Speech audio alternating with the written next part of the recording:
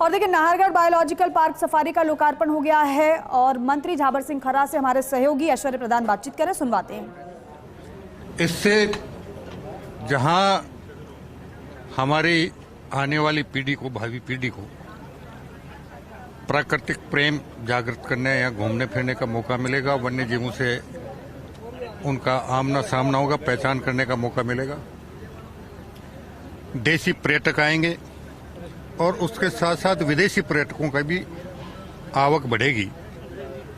इससे राजस्थान को निश्चित रूप से फायदा होगा। खर्रा साहब, कल आपने प्रहार किया गोविंद सिंह डोटासरा पर। आप भी शेखावाटी के हैं, वो भी अपने आप में वहाँ के दिग्गज हैं, लेकिन अकेले डोटासरा ही आप पर सब सर्वाधिक प्रहार कर रहे हैं, आपकी पूरी सरकार पर। कांग्रेस की तरफ से मेरे ख्याल से सबसे ज़्यादा उन्हीं के बयान आते हैं, पीसीसी चीफ भी हैं और कल आपने जवाब भी दिया।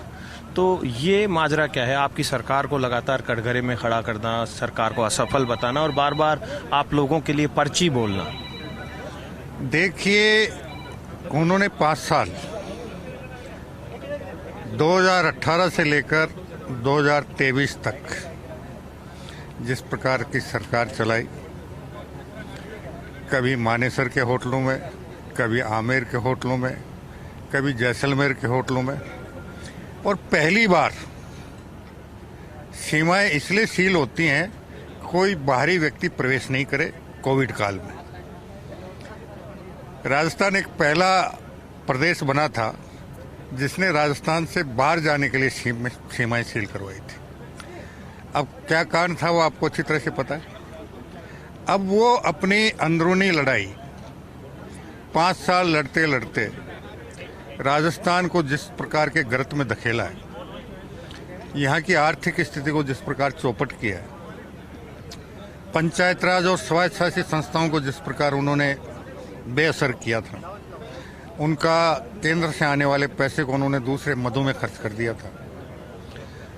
तो अब निश्चित रूप से जो बात चली थी पर्ची और खर्ची, और कल पूर्व मुख्यमंत्री जी ने जो सर्कस की बात की, तो उनके सर्कस के 155 किरदार सकिंसों के पीछे जा चुके हैं और अभी कितने और जाएंगे।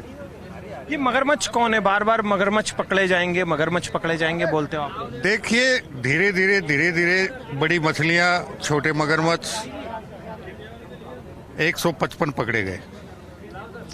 अब जैसे जैसे अनुसंधान आगे बढ़ रहा है, तो निश्चित रूप से बड़े मगरमच्छ भी पकड़ में आएंगे, और जब समय आएगा तो आपको हम सैदरस से दिखा देंगे कि ये बड़े मगरमच्छ से जो अब सकिसों के पीछे। एक और, आप शेखावाटी से हैं और जाट लीडर हैं और आपकी भी एक अलग पहचान है। हनुमान बेनीवाल कल कह रहे थे कि ऐसे तौलिया घुमाने से और ये गाना बजाने से क्या हो जाता है, उनका तंज किस पर था? ये जो तौलिया घुमाता है, मैं पहली चीज तो मैं किसान नेता हूं, और किसान नेता मेहनत कर सकता है, धरती का सीना चीरकर अन्न उपजा सकता है, हर परिस्थिति में संघर्ष करके आगे बढ़ सकता है। अब तौलिया राजस्थान में कौन घुमा रहा है, ये आप मेरे से अच्छी तरह से जानते हैं। तो कुल मिलाकर कहा जाए तो डोटासरा को लेकर हम बात करेंगे कि पीसीसी चीफ जो हैं वो लगातार प्रहार तो कर रहे हैं, लेकिन इन सबके बीच में एक बड़ा सवाल ये भी बन गया है कि राजस्थान में किसान कौम का सबसे बड़ा लीडर कौन है विपक्ष में? आप किसे मानेंगे? देखिए, आज की तारीख में सब अपने अपने हिसाब से अपना अपना नेतृत्व कर रहे हैं। आज की तारीख में सर्वमान्य किसान नेता बनना बहुत मुश्किल काम है। इसके लिए कड़ा संघर्ष करना पड़ता है।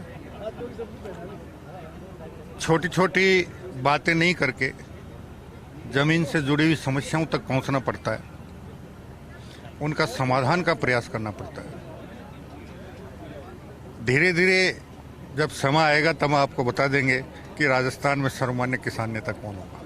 तो समय आएगा तब बताएंगे झाबर सिंह खर्रा कि राजस्थान में सर्वमान्य किसान नेता कौन है। हमारा सवाल था कि विपक्ष में वो सर्वमान्य किसान नेता किससे मानते हैं। कैमरा पर्सन विनोद गोस्वामी के साथ Aishwarya Pradhan, first India news, Nahargarh biological park.